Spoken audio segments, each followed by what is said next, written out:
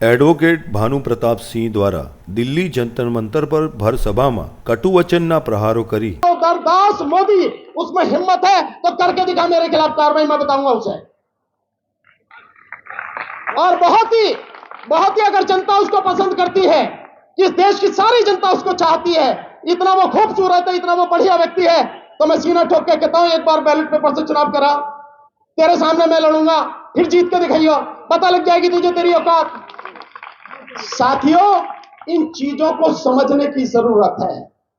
EVM है तो मोदी है, मोदी है तो तुम नहीं हो, तुम्हारी तबाही है। सीधा अपना वडाप्रधान ने लक्ष्य में लई ईवीएम ने कारणे सत्ता स्थापित छे तेवुं कारण दर्शावी आवनार भारत भावीने ईवीएम ना कारणे शुं नुकसान थशे अने अधिकारोथी वंचित रहता भारतीयोने बाबा साहेब आंबेडकરના लखेला संविधानना अधिकारोना कारणे तेओ सुरक्षित छे तेवुं साबित करता वचनो उच्चारी खरेखर भारत अत्यारे कथळती हालतमां छे तेवुं प्रवचનમાં दर्शाव्युं। के माध्यम से पास बनवाए गए उन लोगों के जिससे वो अंदर पहुंचे, और उसी दिन 2 महत्वपूर्ण कानून पास कर दिए गए और आप इसी सुरक्षा में अटके पड़े। एक, इलेक्शन कमीशन को अधिकार दे दिए, और दूसरे, अगर आर्थिक स्थिति के विषय में कोई भी बोलेगा तो उसे आतंकवाद माना जाएगा। ये कानून पास हो गए। 146 जो सांसद हैं विपक्ष के, उनको निष्कासित कर दिया, और उसके बाद में संसद में आईपीसी, सीपीसी, सीआरपीसी, इन तीनों पर बिना विपक्ष के हुए, बिना चर्चा के उन्हें पास करने की सारी व्यवस्था कर दी।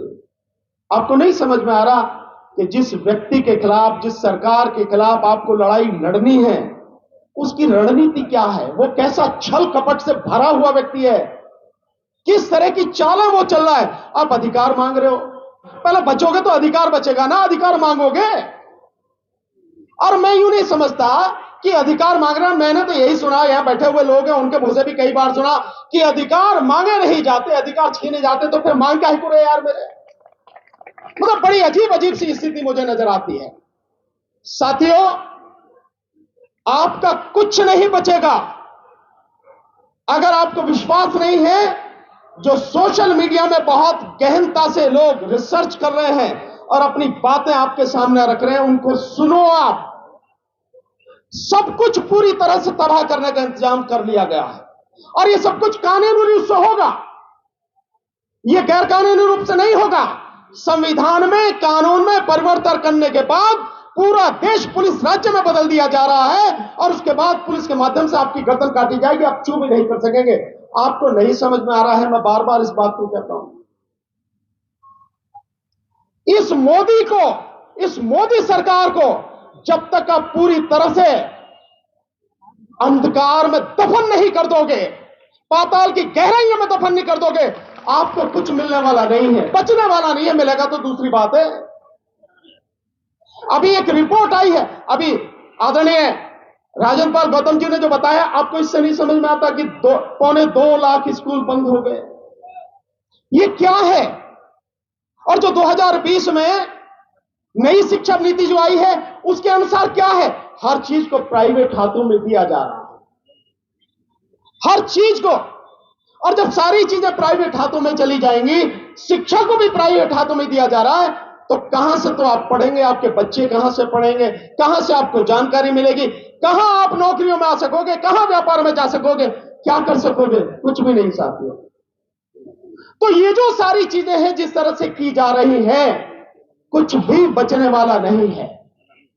इसलिए मैं तो आपसे यह निवेदन करूंगा, अपनी आंखें खोलो और सबसे पहले इंतजाम इस सरकार को सत्ता से हटाने का करो। और साथियों, वो तभी संभव है जब ईवीएम को आप हटा पाएंगे, उससे पहले संभव नहीं है।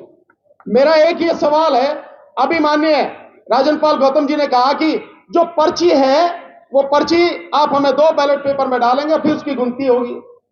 मैं आप सबसे पूछता हूं, यहां से सारे पढ़े लिखे बैठे हैं, मैं सुप्रीम कोर्ट के जजों से भी पूछता हूं, मेरी वीडियो देखी होगी, हाई कोर्ट के जजों से पूछता हूं, यहां जज साहब बैठे हैं, इनसे पूछता हूं, आईएएस आईपीएस ऑफिसर से बैठता हूं। एक आदमी एक्सेप्ट सॉफ्टवेयर इंजीनियर, उनको छोड़कर यह बता दे कि ईवीएम कैसे काम करती है। एक भी व्यक्ति बताए कैसे काम करती है? मालूम है किसी को? किसी को मालूम नहीं है। तो क्यों हम पर्ची के चक्कर में पड़े? क्यों हम किसी चीज के चक्कर में पड़े? ये सबके लिए डूब मरने वाली बात नहीं है कि देश में 90 करोड़ से ज्यादा लोग मतदाता हैं, सरकारी अधिकारी है, कर्मचारी है, व्यापारी है, सब लोग हैं।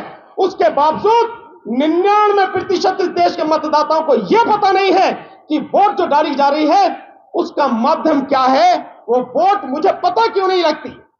बड़ी अजीब स्थिति है। 3 मशीनें हैं। एक है कंट्रोलिंग यूनिट जिसकी गिनती होती है, जिसमें वोट जाने की बात कही जाती है। एक है बैलेट यूनिट जिसमें मैं बटन दबाता हूं, और एक है आपकी वीवीपैट जिसमें आपको पर्ची 7 सेकंड के लिए दिखती है। यह बताना कितने लोग हैं जो 7 सेकंड में वो पर्ची देख पाते हैं? देख पाते हैं 7 सेकंड में? नहीं देख पाते। और उसकी कभी गिनती नहीं होती। जो पर्ची असली अगर वोट मारी जाए तो वही है ना, उसकी कभी गिनती नहीं होती। गिनती किसकी होती है? उसकी जो कंट्रोलिंग यूनिट है, जिसमें आपने कहा जाता कि आपकी वोट उसमें गई, आपको नहीं पता आपकी वोट गई है, किसको गई है, कहां गई है, कुछ नहीं पता। बावजूद सुप्रीम कोर्ट के जजेस से लेकर सारे पढ़े लिखे लोग, अनपढ़ की तो बात ही छोड़ दो, इसी माध्यम से लगातार चुनाव कर रहे हैं, इलेक्शन वोट डालते चले जा रहे हैं। यह सबके लिए डूब मरने वाली बात नहीं है। मैंने बार बार कहा है कि पॉलिटिकल पार्टियां, विशेषकर कांग्रेस जो पार्टी है, और कांग्रेस के साथ साथ में जितनी भी इंडिया गठबंधन में ये 27-28 पार्टियां हैं, क्यों नहीं सड़क पर उतरकर इसका विरोध करती हैं कि ईवीएम से चुनाव होगा तो हम भाग नहीं लेंगे, चुनाव होने नहीं देंगे।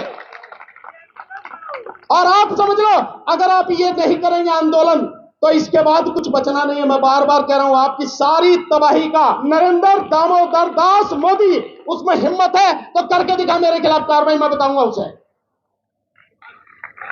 और बहुत ही अगर जनता उसको पसंद करती है, इस देश की सारी जनता उसको चाहती है, इतना वो खूबसूरत है, इतना वो बढ़िया व्यक्ति है, तो मैं सीना ठोक के कहता हूं, एक बार बैलेट पेपर से चुनाव करा, तेरे सामने मैं लड़ूंगा, फिर जीत के दिखाइयो, पता लग जाएगी तुझे तेरी औकात। साथियों, इन चीजों को समझने की जरूरत है। ईवीएम है तो मोदी है, मोदी है तो तुम नहीं हो, तुम्हारी तबाही है।